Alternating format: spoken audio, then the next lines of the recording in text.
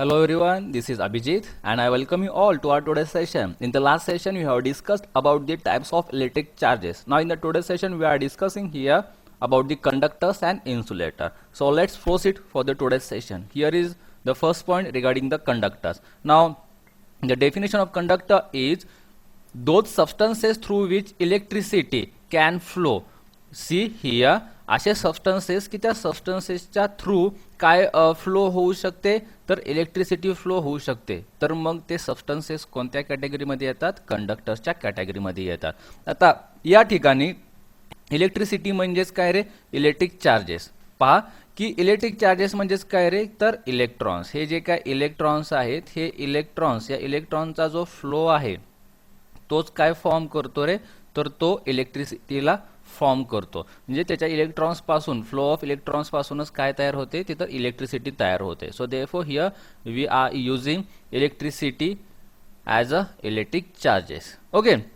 Now the example for the conductors are all metals means like silver copper aluminium. So these are kinds of metals which comes under the category of conductor. Now here in the image you can see this part is a copper wires and these are known as conductor. Why?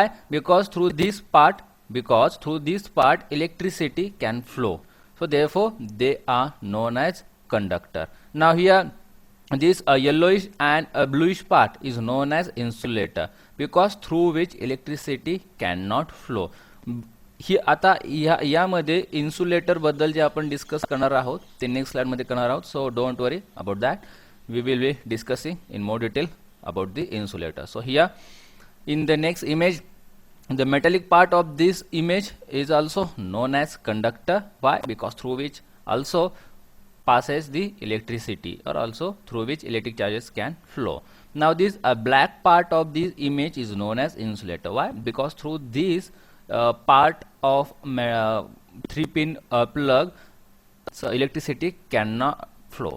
Okay, म्हणजे हा जो 3-pin प्लगचा part जो आहे की जो plastic पासून बनलेला आहे. सो इथे तुम्ही बघू शकता प्लास्टिक केस म्हणलेला आहे ना, म्हणजे हा प्लास्टिक पासून बनलेला आहे.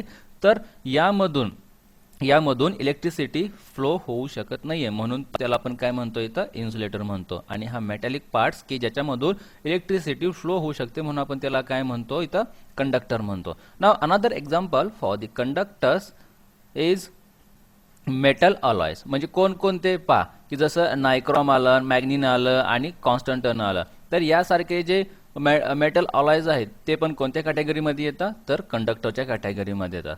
आता हे मेटल अलॉयज कुठे यूज केले जातात तर इलेक्ट्रिकल अप्लायन्सेसमध्ये हिटिंग इलेमेंट म्हणून यूज केले जातात. इलेक्ट्रिकल अप्लायन्सेसमध्ये आपण फॉर एक्झाम्पलसाठी घेऊया इलेक्ट्रिकल आयरन. Electrical iron. तर या इलेक्ट्रिकल आयरनमध्ये कॉईल जी आहे ती कॉईल म्हणजेच काय आहे हिटिंग इलेमेंट आहे. म्हणजे इलेमेंट म्हणजेच काय की त्या इलेक्ट्रिकल अप्लायन्सेसचा असा पार्ट की जो तिथं काय करतो हिटिंग इफेक्ट प्रोड्यूस करतो. मग आता इलेक्ट्रिकल आयरनचा कॉईल हा एक पार्ट आहे तो काय प्रोड्यूस करतो हिटिंग इफेक्ट प्रोड्यूस करतो.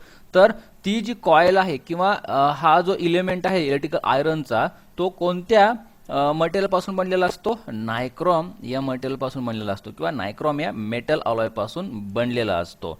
नाउ मेटल अलॉय मध्ये जी इलेक्ट्रिकल कंडक्टिव्हिटी असते ना ती much less than the pure metals असते. इलेक्ट्रिकल कंडक्टिव्हिटी म्हणजेच काय रे तर मेटल अलॉय मध्ये इलेक्ट्रिकलला कॅरी करण्याची जी कॅपॅसिटी असते ना as compare to pure metal ती कशी असते खूप कमी असते.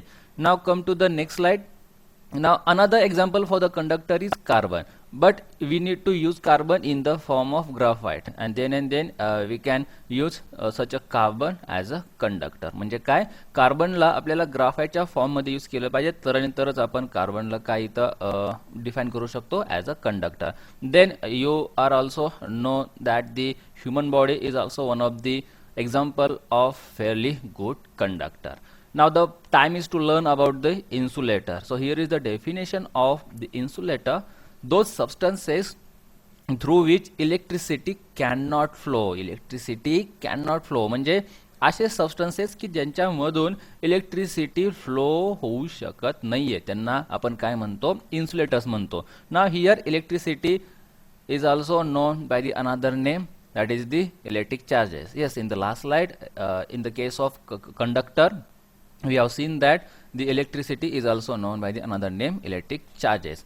Now, the example for the insulators are glass, ebonite, rubber, most plastic, paper, drywood, cotton, mica, bakelite, porcelain, and dryer. These are the examples comes under the category of insulator. Why? Because through which electricity cannot flow. म्हणजे हे जे काय example आहेत हे सगळे या examples मधून electricity flow होत नाहीये, म्हणून त्यांना आपण कोणत्या category मध्ये categorize केलेलं आहे? Insulators. Now, see here in the image, as we have seen in the example, most plastics comes under the category of insulator. So here in this image you can see this bluish part, and this greenish part is known as insulator. Why? Because these are made up of plastic cover. म्हणजे ते कोणापासून कोणत्या material पासून बनलेले आहेत? तर plastic cover या material पासून बनलेले आहेत, म्हणून इथं आपण त्यांना काय म्हणतो? इन्सुलेटर. ओके. आणि तुम्ही इथे एक्झाम्पल मध्ये बघितलंच की जे काय मोस्ट प्लास्टिक्स आहेत ते काय म्हणून डिफाईन होतात? इन्सुलेटर्स म्हणून डिफाईन होतात. Now see here, this brown part is a copper wire, and through the copper wire electricity can flow, so therefore they are here defined as conductor.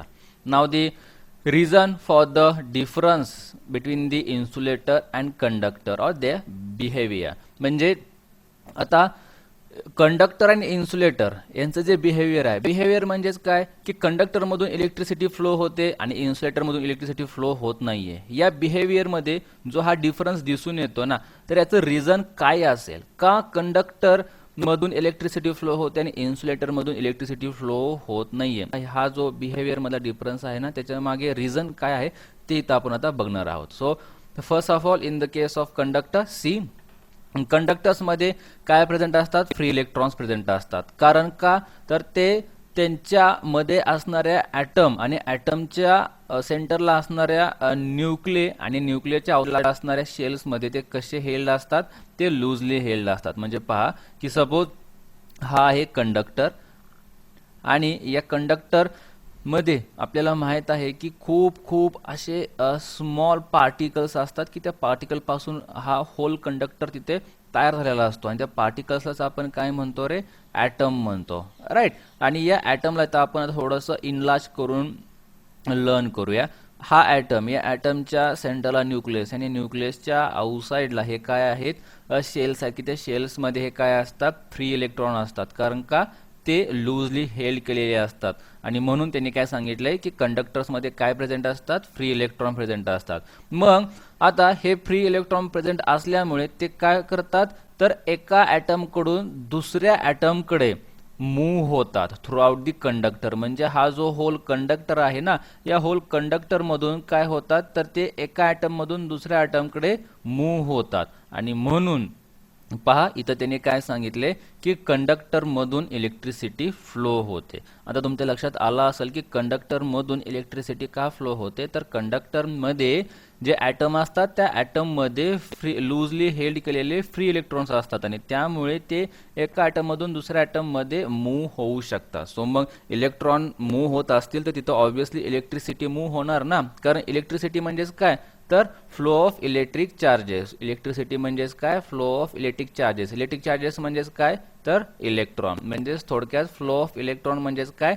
तर electric charges. और also we can say flow of electron म्हणजेच काय? Electricity, की जी item मध्ये loosely, की जे electron item मध्ये loosely held केल्यामुळे काय होतात? एका ॲटम मधून दुसऱ्या ॲटम मध्ये मूव्ह होतात, आणि इथं काय फॉर्म करतात? तर इलेक्ट्रिसिटी फॉर्म करतात.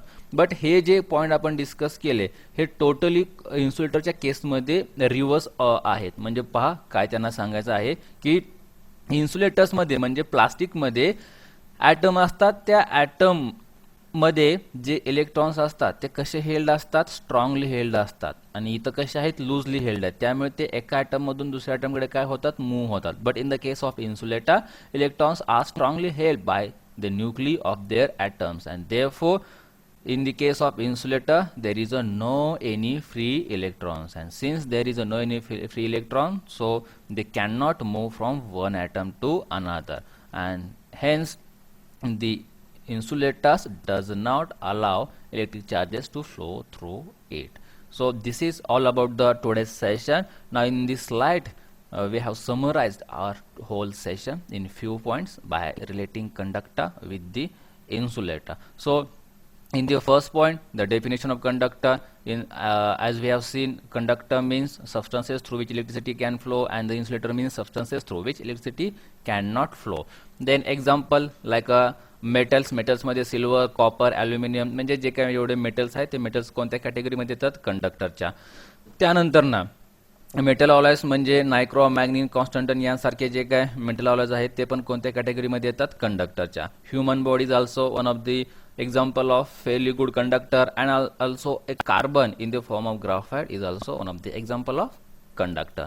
Now in the case of insulator, glass, ebonite, rubber, most plastic, paper, dry wood, cotton, mica, bakelite, porcelain and dry air, these are the examples of insulator.